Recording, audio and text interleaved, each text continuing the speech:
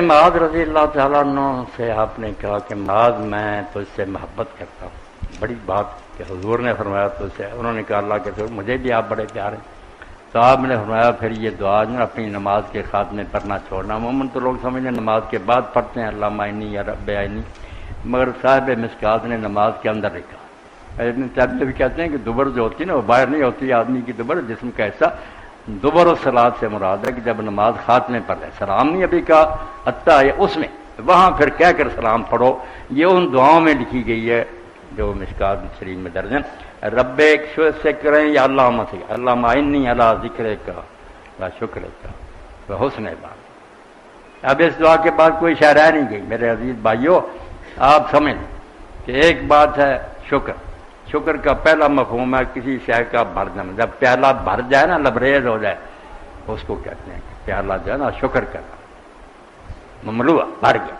تو جب اللہ کے احسانوں کو یاد کر کے دل محبت سے بھر جاتا نا کہ مجھے پیدا کیا، زندگی گزارنے کے لیے کتنی نعمتیں زمین آسمان میں کام کر رہی ہیں، لباس دیا، سواریاں دی، تو پھر دل محبت سے بھر جاتا ہے. یہ شکر کا پہلا عنصر ہے، پہلا حصہ محبت سے دل کا بھر. یہ ہو گیا شکر.